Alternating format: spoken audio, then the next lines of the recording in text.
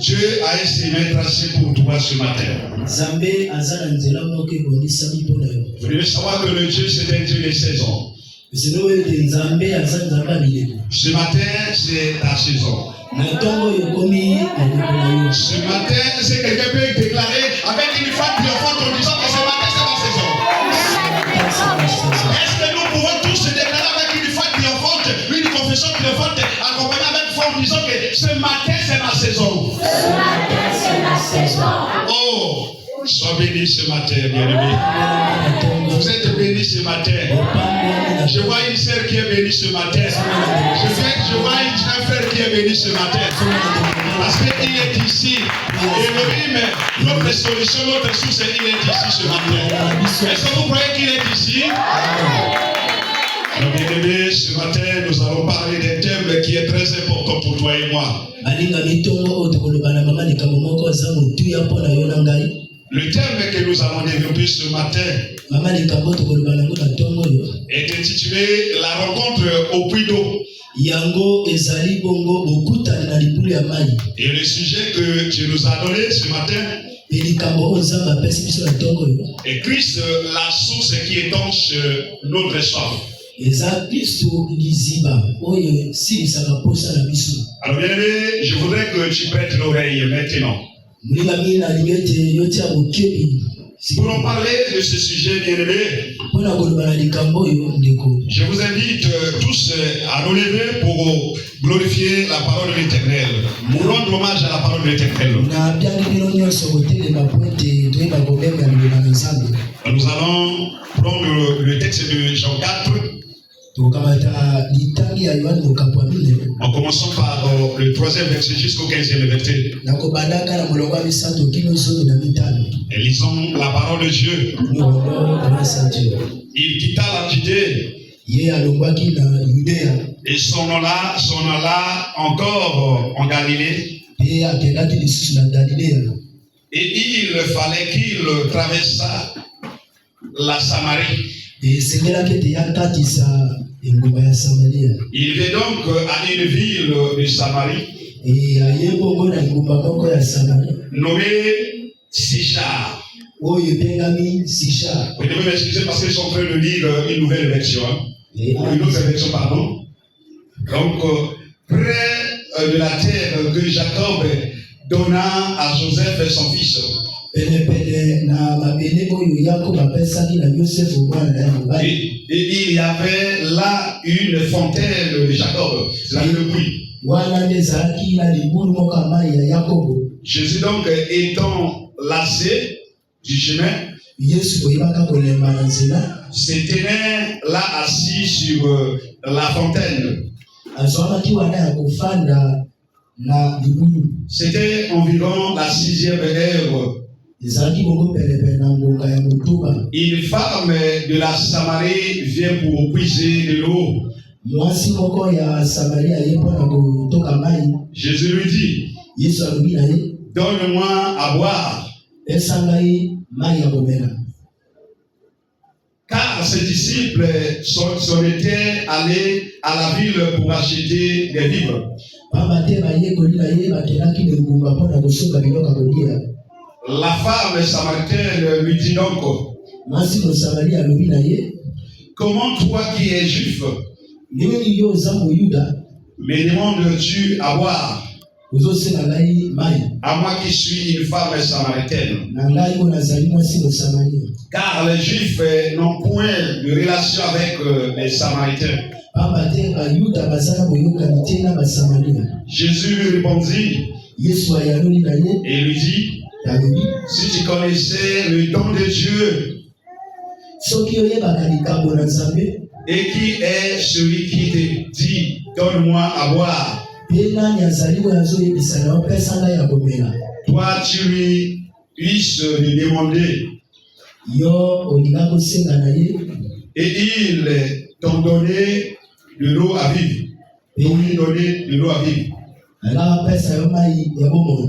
La femme lui dit, Seigneur, tu n'as rien pour puiser. Et le puits est profond. D'où es-tu donc cette eau vive? Es-tu plus grand que notre père Jacob? Qui nous a donné le puits. Et lui-même, on a bu. Et ses fils, et son bétail. Jésus répondit et lui dit, quiconque boit de cette eau ceci aura de nouveau soif.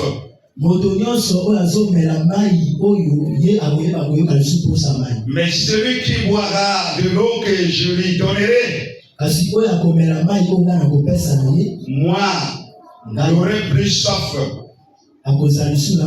à jamais. Mais l'eau que je lui donnerai sera en lui une fontaine d'eau jaillissant en vie éternelle. La femme lui dit, Seigneur, donne-moi cette eau afin que je n'aie pas soif et que je ne vienne pas ici pour puiser. Alléluia. Amen. Nous pouvons nous asseoir, bien-aimés. C'est une histoire, une longue histoire. Je voudrais que tu prêtes l'oreille parce que ça concerne notre vie. Bien-aimés, ici nous voyons l'histoire on nous raconte l'histoire d'une femme samaritaine. Et Seigneur Jésus-Christ. Avant d'entrer même à l'introduction, bien-aimé, je bénis d'abord notre frère Jimaël qui vers 5 ou 4, je crois, qui nous a donné de très belles exhortations en concernant l'attitude des chrétiens qui jugent souvent les faiblesses d'autrui et qui ne considèrent même pas leurs faiblesses. Vous avez regardé que cette histoire s'accorde de la même façon que l'exhortation de notre frère. Bien-aimé, vous devez savoir que les Juifs, c'est l'image des chrétiens que nous sommes. Les Juifs considéraient d'autres nations comme étant des païens. Donc, ils étaient des saints. Voilà pourquoi vous allez regarder que lorsque la femme samaritaine a rencontré le Seigneur Jésus-Christ, et lorsque le Seigneur Jésus-Christ lui demandait à boire, elle disait que toi qui es juif, comment moi qui suis samaritaine, comment je peux te donner de l'eau? Parce qu'avec vous la relation ne passe pas. Voyez-vous? Et le Seigneur Jésus-Christ lui avait répondu, si tu connaissais le don de Dieu, c'est-à-dire moi je suis la grâce. Je ne suis pas comme d'autres juifs. Je suis différent. Si tu savais le don de Dieu, voyez-vous? Bien aimé, vous allez voir que cette femme samaritaine qui venait d'habitude, qui avait l'accoutumance de venir puiser de l'eau dans le puits de Jacob, moi j'ai essayé de visiter, j'ai compris que ce n'était pas pour la première fois. C'était pas pour la première fois, parce que cette puits se trouvait dans la ville de Samarie. Donc cette puits servait seulement aux gens de Samarie de venir puiser de l'eau dans cette fontaine. Sûrement que ce n'était pas pour la première fois. Elle venait, elle puisait de l'eau. Elle portait sa triche sur la tête. Elle repartait après avoir bu de l'eau. Elle a puisé. La chauffe n'était pas étanche. C'est comme toi et moi. Il y en a certaines personnes qui écoutent la parole, je ne sais pas, à travers la télévision, à travers d'autres prédicateurs, à travers les enseignants, même ici dans l'église. Mais malgré que nous écoutions la parole, mais la chauffe n'est jamais étanchée. Parce que cette femme n'avait jamais rencontré le Seigneur Jésus-Christ. Voilà pourquoi je voudrais te dire ce matin qu'aujourd'hui c'est la rencontre de l'époux et l'épouse. Aujourd'hui c'est la rencontre de l'époux et l'épouse. Tu es l'épouse du Seigneur Jésus-Christ. Jésus-Christ est un autre époux. La rencontre avec l'époux, c'est plein de miracles. Voilà pourquoi cette femme samaritaine qui portait la charge. Alors bien aimé, je voudrais un peu aller pour porter un peu l'explication. Bien aimé, cette femme portait la charge. La charge n'est autre que l'image elle portait la criche. La criche n'est autre que l'image de la charge. Non seulement la charge pour ne pas comprendre, mais c'est l'ensemble des problèmes auxquels nous sommes confrontés. Vous devez savoir que chaque chrétien ou chaque jour, les chrétiens sont confrontés à des problèmes nouveaux dans leur vie. Telle a été l'attitude de cette femme. Malgré qu'elle venait puiser de l'eau, mais sa soif n'avait jamais été étanchée. C'est-à-dire qu'elle n'avait jamais eu la solution pour son problème. Or, la soif montre le problème auquel tu es venu chercher ici. La soif, c'est le problème auquel tu es en train de traverser. La criche, c'est comme la criche sur la tête. Vous allez voir, ça dépasse le niveau de la tête. C'est l'image du problème qui dépasse la compréhension de l'homme. Le problème que l'homme ne peut plus comprendre. Le problème que l'homme trouve de l'impossibilité. On a Bible dit que tout est possible à celui qui croit. Et rien n'est impossible à Dieu. Voyez-vous? Et cette femme, dans le puits de Jacob, le puits de Jacob n'est autre que l'image de l'église locale. Parce que le puits de Jacob a été fabriqué par les mains d'hommes. Le puits de Jacob n'est autre que la solution que portent les hommes. Le puits de Jacob n'est autre que le secours des gens. Bien aimé, vous allez voir que cette femme est l'image de quelqu'un qui a cherché le secours des gens, qui a cherché le secours des hommes. Malgré le secours des hommes, il n'a rien trouvé la solution. Voyez-vous? Il a dit passer des églises en église. Mais elle a dit passer par des églises en église. Elle n'avait jamais trouvé la solution pour son problème. C'est comme toi et moi. Oui, il y en a beaucoup de personnes qui vont même consulter, je ne sais pas, des féticheurs qui abandonnent même Dieu pour aller chercher le secours des hommes, pour aller chercher le secours, je ne sais pas, des féticheurs. Il y en a ceux qui vont même consulter, je ne sais pas, qui vont même voir, prier dans les grottes. Vous devez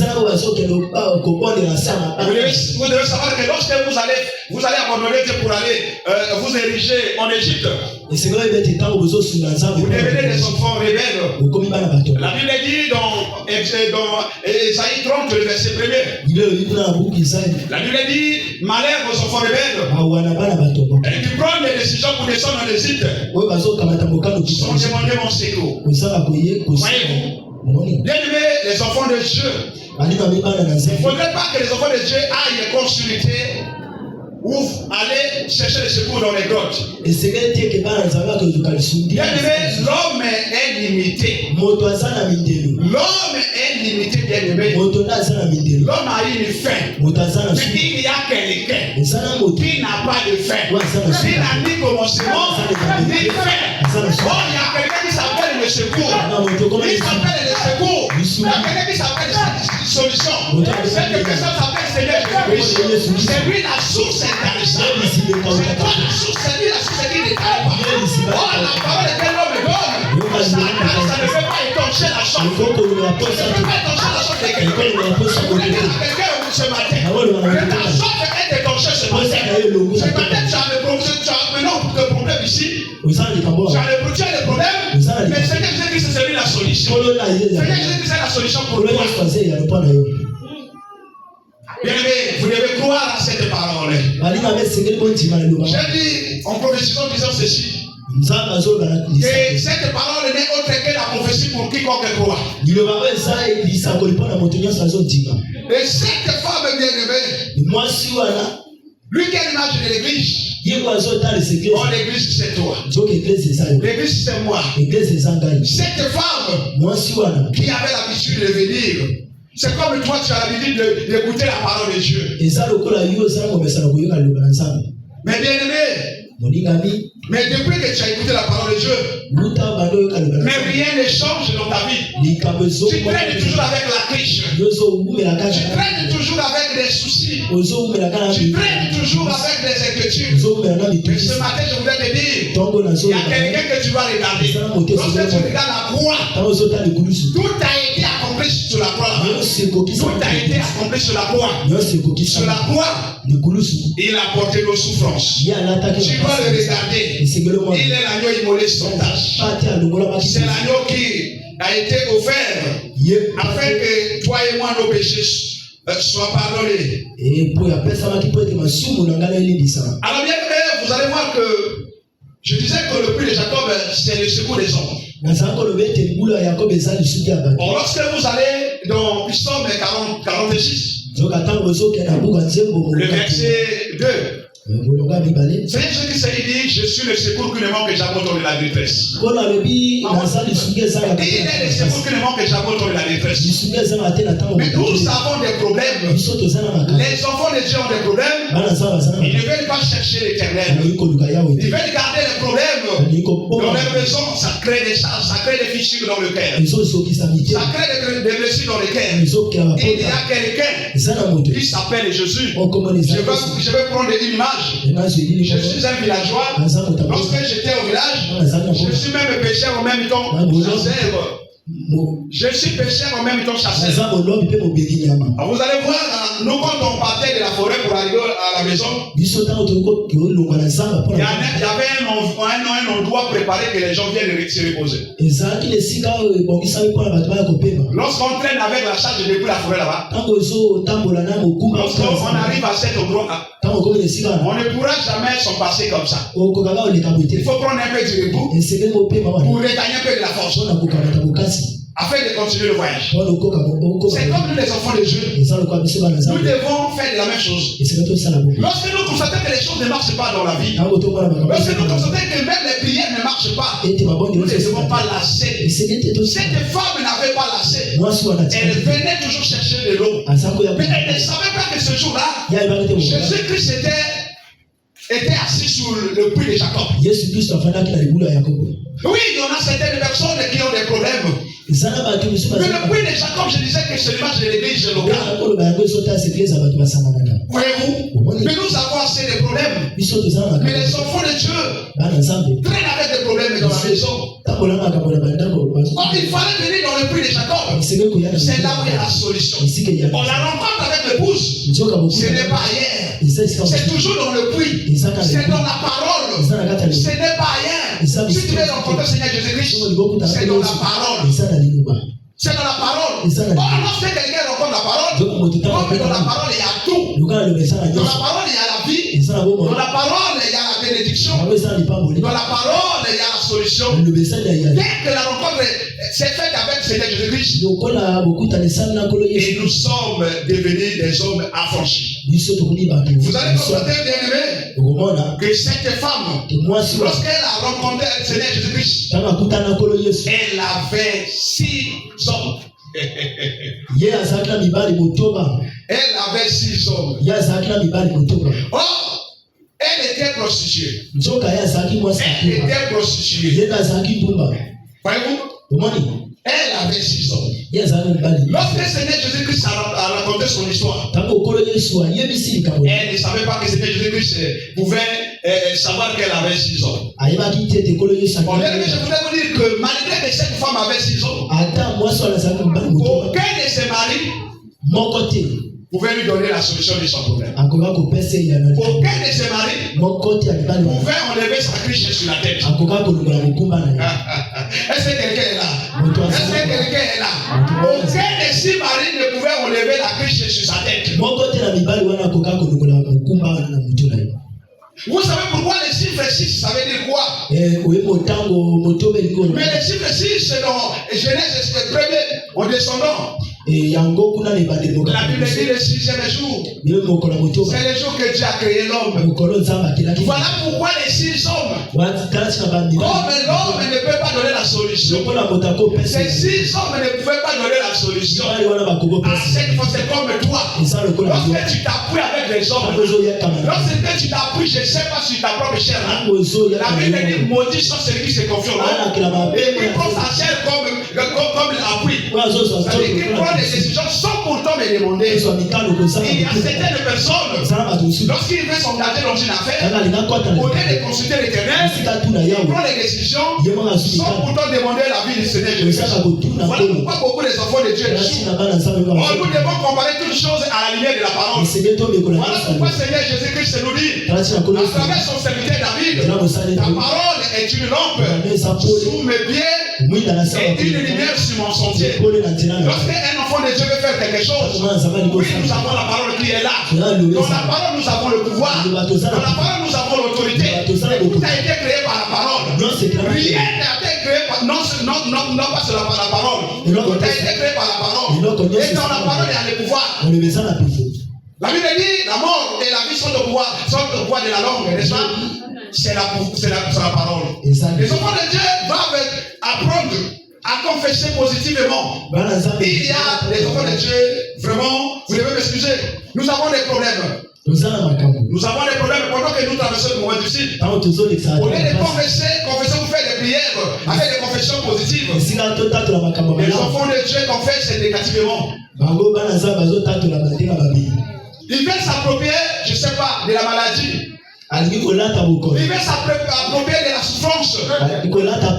Or, un enfant de Dieu, nous avons reçu le pouvoir de la part du Seigneur Jésus. Nous avons reçu le pouvoir. Il dit, voici, je vous ai donné le pouvoir de marcher sur les serpents et sur les scorpions, sur toute la puissance de l'ennemi, viens de nous prévenir. La Bible dit, avec Dieu, nous ferons des exploits. Il écrase la cause ennemie.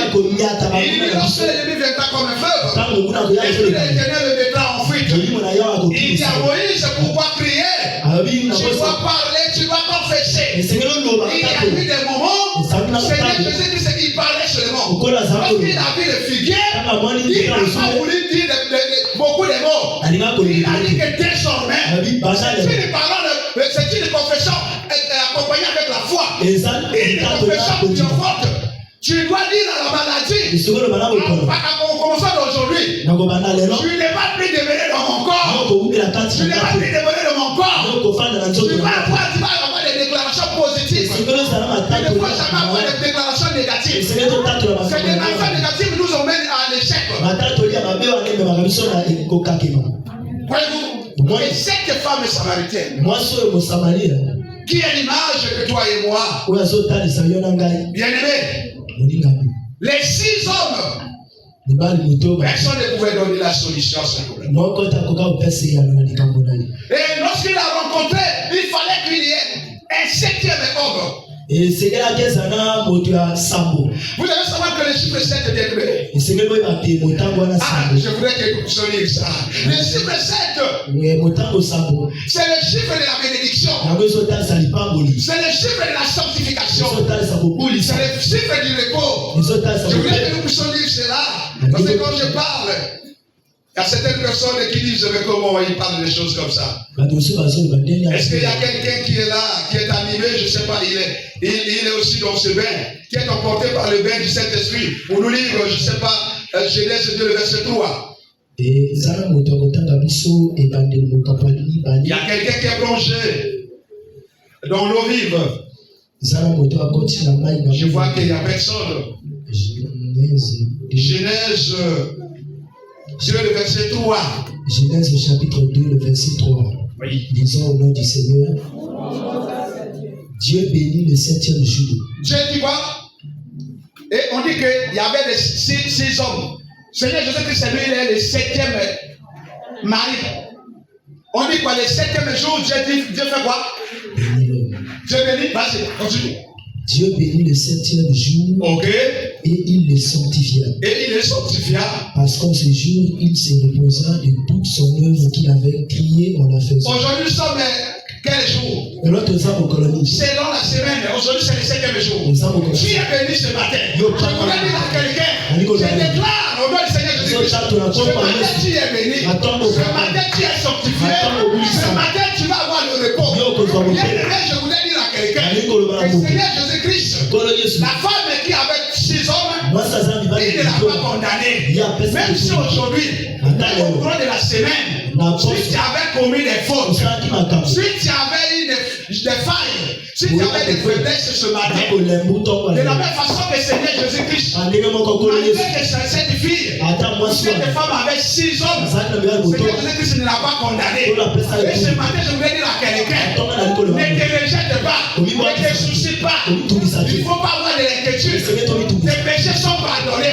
Parce que le Seigneur Jésus-Christ, il a la facilité de non seulement pardonner, il a la facilité d'effacer. Les péchés aujourd'hui sont effacés. Il est la gomme. Il a effacé tes péchés. Il a effacé tes péchés. Il disait un jour, on lui a emmené une femme prostituée. À part des hommes. Les hommes non surpris au flagrant délit. Selon la loi de Moïse, cette femme, on devrait la lapider. Mais comme le Seigneur Jésus-Christ, lui, c'est la grâce. Oh, lorsque nous sommes dans la grâce, ce sont les faveurs que Dieu nous accorde. La grâce de Dieu abonde-nous. La grâce de Dieu, c'est Seigneur Jésus-Christ. Il n'est pas comme tout le monde. Jésus ne parle pas comme tout le monde. Les prophètes ont parlé, mais jamais comme cet homme. Les Abraham ont parlé, mais jamais comme cet homme.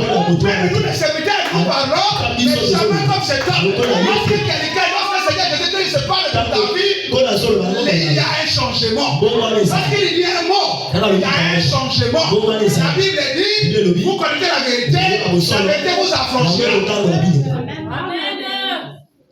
Oh Seigneur Jésus-Christ. Lorsque cette femme a rencontré le 7e époux, qui n'est autre que le repos. Bien aimé, Seigneur Jésus-Christ ne l'a pas condamné. C'est écrit nulle part en disant que non, toi tu es une femme prostituée. C'est là où je reviens à l'enseignement du frère Jimaël. Vous devez savoir que les chrétiens, et il ne regarde que les faiblesses des autres. Et il ne regarde que les faiblesses des autres. La Bible dit ceci. Pourquoi vois-tu la paille qui est dans l'œil de l'autre et tu ne vois pas la poudre qui est dans la terre? Oh bien-aimé, nous les enfants de Dieu, nous devons suivre les voies du Seigneur Jésus-Christ. Que chacun doit examiner ses voies afin de juger autrui. Que chacun doit examiner ses voies. Un enfant de Dieu, nous devons mettre l'ordre et la discipline afin de marcher selon la volonté de Dieu. Nous ne devons pas juger, s'il vous plaît. Les faiblesses d'autrui doivent devenir nos sujets de prière. Nos faiblesses doivent devenir pour nous nos sujets de prière. Au lieu de les critiquer, ça ne donne pas la solution. Celui qui vient pour le secours, c'est le Seigneur Jésus-Christ. Celui qui sanctifie, ce n'est pas le pasteur, ce n'est pas le collaborateur, ce n'est pas quiconque. Celui qui sanctifie, c'est le Seigneur Jésus-Christ. Celui qui justifie, c'est le Seigneur Jésus-Christ. Celui qui pardonne, c'est le Seigneur Jésus-Christ. Celui qui efface nos péchés, c'est le Seigneur Jésus-Christ. Oh bien-aimé. Bien-aimé, cette femme. Ce qui a fait que cette femme, que sa soif puisse être étanchée encore. Après la rencontre avec le Seigneur Jésus-Christ, c'était la foi. C'était la foi bien-aimée. C'est la foi qui a fait que cette femme, qu'elle ne puisse plus repartir avec sa triche. Que son problème puisse avoir la solution. Bien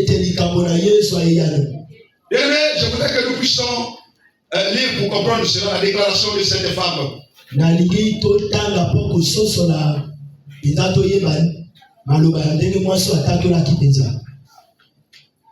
Permettez-moi, nous allons prendre le livre toujours des gens. Cette femme dit ceci. Regardez la confession de cette femme. Après avoir écouté les paroles que le Seigneur Jésus-Christ lui a dites. Prenez d'abord le verset 14 au verset 15. Écoutez la conversation de Jésus avec cette femme. Mais celui qui boira cette eau, non, celui qui boira de l'eau que je lui donnerai, ça c'est Jésus Christ qui dit. Je lui donnerai, moi n'aura plus soif. À jamais. Mais l'eau que je lui donnerai, et sera en lui une fontaine d'eau jaillissante. En vie éternelle. Et écoutez la déclaration de la femme. La déclaration accompagnée avec le foi. La femme lui dit, Seigneur Jésus-Christ, donne-moi de cette eau. Donne-moi de cette eau afin que je n'ai plus soif et que je ne vienne plus ici. Ça c'est la déclaration accompagnée avec foi. Un enfant de Dieu doit manifester la foi. La foi, je dis bien, la foi plus le nom du Seigneur Jésus-Christ égale les miracles. Est-ce que quelqu'un croit en cela? La foi plus le nom du Seigneur Jésus-Christ égale le miracle. Et vous voulez que je puisse vous démontrer cela? Alors, c'est dans Marc 16, n'est-ce pas? Marc 16, le verset 17 et 18. Voici les miracles qui accompagneront ceux qui auront cru. Ça, c'est la foi. Et en mon nom, plus le nom du Seigneur Jésus-Christ, vous allez faire quoi? Vous allez chasser les démons. La foi plus le nom du Seigneur Jésus-Christ, vous allez faire quoi? Mais c'est là, non? Mais pourquoi tu as peur? Bien aimé, il y a certains moments, nous les enfants de Dieu, nous devons abandonner nos maisons non brisées pour venir chercher l'éternel. Bien aimé, si cette femme, avec sa triche, avec sa triche, avec sa soif, si elle est restée avec ça à la maison, si elle ne venait pas au puits de Jacob, sa situation demeurait la même. Sa situation demeurait la même. Il y a certaines bénédictions bien aimées. Pour les acquérir ou pour les recevoir, il faut effectuer un déplacement. Est-ce que quelqu'un croit cela? Il faut effectuer un déplacement. Il faut quitter la maison non brisée pour venir chercher l'éternel. Voyez-vous, cette femme était venue chercher l'éternel. Elle l'a rencontré. Et son histoire a été changée. C'est de la même façon, bien aimé. Et cette femme qui avait un esprit et qui était possédée par un esprit démoniaque ou impur pendant 18 ans. Vous savez lequel lieu il a rencontré Jésus-Christ? C'était dans une synagogue. Parce que Jésus-Christ il prêchait. C'est par là que cette femme, comme le Dieu est en Dieu de saison, c'était sa saison. C'était sa saison. Même le paralytique qui était là-bas dans la piscine de Bethesda, là-bas, oui, il y avait un jour. Mais son jour était fixé. C'est comme toi et moi. Il y a un jour que l'Éternel a déjà fixé pour toi et moi. Ce jour est connu par l'Éternel. Il est le maître des temps et des circonstances. Mais aujourd'hui, je dis bien, c'est ton jour. Aujourd'hui, c'est ton jour. Tu ne prends pas les partir avec la triche. La triche sera abandonnée. Parce que tu es en train de rencontrer le bouche, qui n'est autre que la parole que nous sommes en train de prêcher ici. Ne regarde pas l'Ogangé, ne regarde pas les faiblesses de l'Ogangé. Je ne suis qu'une fontaine. Hein? Ou un erreur qui résonne seulement. Voyez-vous, si vous regardez mes faiblesses, vous n'allez pas bénéficier de cette bénédiction. La Bible dit que votre cœur ne se tourne point. Croyez en moi, croyez en Dieu. Nous devons bannir la paix. Et bien aimé, cette femme, elle avait quitté sa maison nombrisée. Elle était venue au puits de Jacob. Cela est de même pour Zachée. Un jour, Zachée, elle a compris que, vous savez, quand je disais l'enseignement de Zachée là, Zachée, j'ai compris qu'il était aussi un adorateur, je vais vous démontrer. Il y en a quelqu'un qui m'a dit, mais comment il était un adorateur? Et je dis, Jésus-Christ est ici. Il va nous montrer combien de fois il était ignorant. C'est un adorateur qui était ignorant. C'est comme toi et moi. Un jour, Zachée s'est décidé de venir chercher l'Éternel. Il est venu. Comme le Seigneur Jésus-Christ, il est le chemin, la vérité et la vie. Il faut te placer sur un chemin. Bien aimé, vous devez choisir un chemin. Ce n'est pas tous les chemins qu'on va se placer. Il faut se placer là où se passe le Seigneur Jésus-Christ. Oh Seigneur Jésus-Christ se passe dans la parole. Le chemin que tu vas trouver Seigneur Jésus-Christ, c'est dans sa parole. Lorsque tu me dis Seigneur Jésus-Christ, si vous voulez le trouver, c'est dans sa parole. Il est l'esclave de sa parole. Voyez-vous? Et Zachée s'est décidé, étant publicain. Il est venu dire non, avec mes faiblesses, avec la charge de Dieu sont reportées. Il vient chercher Seigneur Jésus-Christ. Lorsqu'il est arrivé, le premier obstacle, la foule bien-aimée. Bien-aimé, lorsqu'on vient chercher l'Éternel, il y a des moments que nous les chrétiens, nous devons sortir de la foule. Les chrétiens passent leur temps dans la distraction. Les chrétiens passent leur temps dans les causeries inutiles. Ils ont des problèmes. Au lieu de chercher les problèmes, au lieu de chercher des solutions, mais ils passent leur temps de se quereller. Voyez-vous? Mais sachez quand il a compris qu'il y avait la foule. La foule c'est la distraction. La foule c'est l'obstacle. Il a vu que s'il demeurait dans la foule, il ne pouvait pas voir Seigneur Jésus-Christ. Lorsque tu veux prier à la maison, quand tu constates qu'il y a le désordre, il y a la distraction bien aimée, il faut chercher un endroit pour t'isoler. Il faut monter bien aimé. Il faut trouver un sycomore. Il faut trouver un sycomore bien aimé. Il faut monter à la montagne sainte. Il faut monter à la montagne de la prière. Zachée a compris. Il dit non, je ne vais pas rester à la foule. Il est monté sur le sycomore. Le sycomore est plus haut par rapport à la terre. La terre c'est les hommes, la terre c'est le monde. Oh, cela est l'image. Il est sorti du domaine de tout le monde pour intégrer le domaine spirituel. Il est sorti du domaine naturel pour intégrer le domaine surnaturel. Un enfant de Dieu, il y a des moments, il doit gréver, il doit gêner, il doit devenir un adorateur. En montant sur le sycomore, Zachée n'avait plus le même niveau que les autres. Mais il était un adorateur qui s'ignorait. Et Zachée avait de la foi. Lorsque vous allez lire dans le livre de Luc 19, on descendait vers le bas là-bas. Seigneur Jésus-Christ disait, le salut est devenu, est rentré dans cette maison. Il précise comme ça que celui-ci aussi est le fils d'Abraham. Vous lisez, vous êtes les lecteurs de la Bible. Oh, le fils d'Abraham, c'est celui qui a la foi. Donc, Zachée avait de la foi, bien aimé. Lorsqu'on a la foi, nous devons chercher Seigneur Jésus. Voilà pourquoi lorsque Seigneur Zachée a manifesté la foi, le salut est rentré dans sa maison. Le salut est rentré dans sa maison. C'est la foi qui crée des montagnes, qui enlève des montagnes.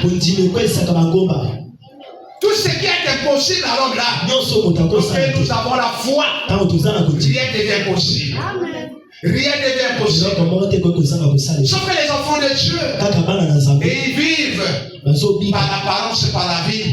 un enfant de Dieu, celui qui a la foi, bien-aimé, il ne vit pas par l'apparence, il ne vit pas par ce qu'il voit, il va voir des gestes spirituels. Mais la foi, c'est la démonstration des choses qu'on ne voit pas. Voyez-vous, ce n'est pas parce que j'ai convoité, le frère Garcia a une voiture, j'ai dit Seigneur Jésus-Christ, donne-moi aussi la voiture, même si je mets ma foi, cela ne va jamais, Jésus-Christ ne va pas me donner cela. Ça, c'est une foi basée sur les choses physiques. C'est ce que nous sommes en train de faire. Après avoir convoité ce qui est produit, nous allons demander à Dieu. Le livre de Jacques dit ceci. Vous demandez, vous ne recevez pas. Parce que vous demandez quoi?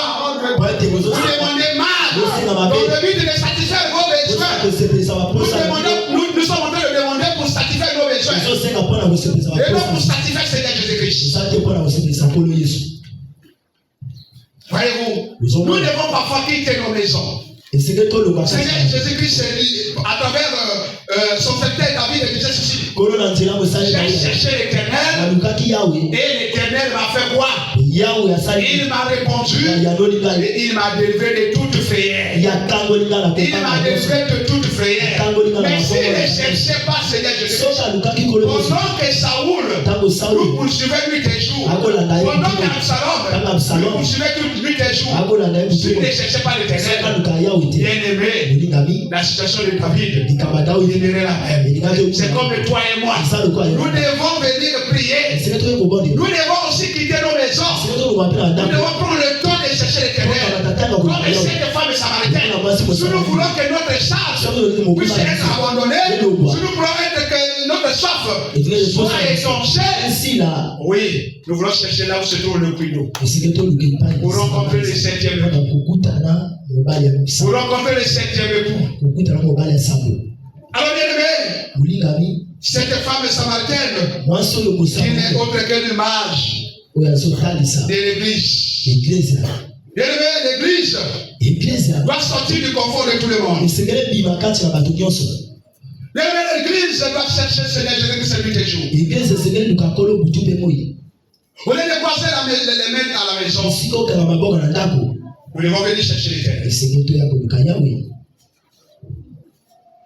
Cette femme bien-aimée qui avait été justifiée comme toi et moi. Et c'est ce que je disais, j'ai déclaré ce matin. Que ce matin Dieu t'a justifié. Que ce matin Dieu t'a justifié.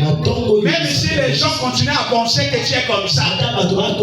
Non, bien aimé. Mais Dieu ne te regarde pas comme ça. Dieu ne te regarde pas comme ça. Dieu te voit autrement. Ton histoire n'est plus la même. Ton histoire n'est plus la même. Dieu a écrit une nouvelle histoire. Oh, mais la femme s'est prostituée. Lorsqu'elle l'a emmenée, Seigneur Jésus-Christ a pris son doigt. Il était en train d'écrire sur la terre. Oh, la terre, c'est l'image de l'homme. Oh, la terre, c'est le monde. Mais or, écrire, il s'agit de la parole écrite. Et c'était justement écrit la parole dans la vie de cette femme. Donc, bien aimé, Seigneur Jésus-Christ, à travers cette parole, oui, ton histoire a changé. Ce matin, il a changé ton histoire. Il a changé ton histoire. Lorsque nous devons avoir la foi, bien aimé. Et cette femme qui avait une bête de sang pendant 12 ans, si elle n'avait pas réfléchi sur le déplacement, elle est allée, elle faisait aussi comme nous. Elle est allée consulter même les grottes là. Elle était partie même consulter les grottes. Personne ne pouvait lui donner la solution. Elle est allée chez les marabouts. Ne va pas bien aimer. S'il y a quelque chose que les enfants de Dieu ne doivent pas faire, c'est d'aller consulter l'idolâtrie. Saoul était mort à cause de soi, à cause de ça. L'idolâtrie attire la colère de Dieu bien aimé. L'idolâtrie tue bien aimé. Il est jaloux. Il est jaloux, il ne partage pas sa gloire avec n'importe qui. Alors bien aimé ce matin, nous devons être comme cette femme. Nous devons prendre la nature de cette femme. Quitter nos maisons. Venir parfois passer. Vous allez voir qu'on organise même les jeunes de prière ici. Les gens demeurent à la maison. Les enseignements, les gens ne viennent pas. Mais voilà pourquoi nous sommes toujours des bébés spirituels. À tout moment, nous sommes en train de crier. Parce qu'on prêche comme ça. Il y a des blessures intérieures. Il prêche pour moi. Il prêche, il a dit entendre, je ne sais pas, mon problème, il vient prêcher. Ça, c'est un bébé spirituel. On a tellement passé assez du temps à l'église. On a 10 ans, on a 11 ans ici à l'église. Mais on ne change pas. On devient les mêmes personnes. On est toujours en train de crier chaque jour. Mais or, il y a un moment de sévrage. Le bébé ne devait pas toujours au lait. Le bébé ne devait pas toujours au lait. Il y a un moment de sévrage. Il faut que le bébé, oui, que sa maman, ah oui, doit lui sévrer. Afin qu'il puisse commencer à prendre la nourriture qui donne la vie. La nourriture qui donne la croissance. Mais c'est l'enseignement qui donne la croissance. Mais si vous ne venez pas aux enseignements, comment vous allez connaître ces choses-là? Même lorsque mon frère Gabza est en train de vous enseigner sur, je ne sais pas, le combat spirituel. Si vous n'avez pas les connaissances sur le combat spirituel, vous allez chercher les démons. Vous allez constater que vous venez à la maison, vous priez, et la nuit tu pries. La femme de nuit arrive. Tu pries la nuit. Le mari de nuit arrive. Tu pries la nuit. La nourriture de nuit arrive. Voyez-vous? Parce qu'on n'a pas les cibles. Les enfants de Dieu prient n'importe comment. Ils n'ont pas les objectifs à terre. Ils ramassent par-ci par-là. Ils ne savent pas comment orienter les flèches. Ils ne savent pas comment orienter les flèches. Un enfant de Dieu qui connaît la parole de Dieu, il connaît sa cible. Il connaît préciser la prière. Il va droit à l'objectif. Il va droit à l'objectif. Oui, nous devons changer. Nous devons changer. Sinon la crise ne va pas quitter notre tête. Sinon la crise ne va pas quitter notre tête. Lorsque notre frère Gabza nous dit que nous devons vraiment briser les liens. Il y a certaines personnes qui prennent des choses à dire, qui trouvent que non, les liens, on a brisé. Mais de quelle attitude tu viens briser les liens? De quelle façon les enfants de Dieu s'approchent de Dieu? Un enfant de Dieu doit s'approcher du Seigneur Jésus-Christ avec une conscience pure sans reproche. Voilà pourquoi il pouvait dire dans le livre de Proverbe 4, verset 23, regarde ton cœur plus que toutes choses, de rivière de la source de vie. Voyez-vous, lui il est la source. Il est la seule personne qui pourra étancher notre soif. Alors bien aimé, je voudrais que pour terminer, nous allons prendre Jean 8, verset 32. Verset 32 et le verset 36. Et après, nous allons prendre encore le livre du psaume 46, verset 2. Permettez-moi, s'il vous plaît. Je vais conclure. Permettez-moi, s'il vous plaît. Si les frères du mal peuvent lire rapidement, vous prenez Jean chapitre 6, Jean chapitre 8, verset 32. Verset 32, vous sautez, vous prenez le verset 36. Jean chapitre 8, verset 32. Vous connaîtrez la vérité et la vérité vous affranchira. Ok. Verset 36. Si donc les fils vous affranchissent, vous serez réellement libres. Prenez Psaume 46, le verset 2. Psaume 46, verset 2.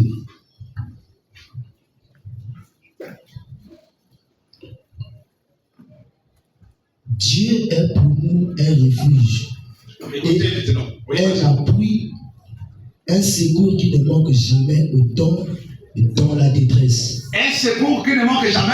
Dans la Mais détresse. où tu vas chercher ton secours? D'habitude, tu cherches le secours où? Tu cherches ton secours où? Dans les grottes, hein? Je pose la question. La Bible dit qu'il est le secours qui ne manque jamais au temps de la détresse. Pendant que nous traversons des moments difficiles, nous devons chercher le secours. Voilà cette femme qui avait sa charge. Mais oui, chaque jour, oui, elle avait l'accoutumance de venir repousser de l'eau. Mais sa soif n'était pas intense. Lorsqu'elle a rencontré le Seigneur Jésus-Christ, lorsqu'elle a rencontré le secours, oui, sa soif était étanchée. C'est comme toi, bien-aimé. Si tu veux que la crise puisse être abandonnée, si tu veux que tu vas avoir la paix, tu vas avoir le repos, tu veux être sanctifié, bien-aimé, nous devons faire confiance. Nous devons avoir la foi. Nous devons appeler notre force, Seigneur Jésus-Christ.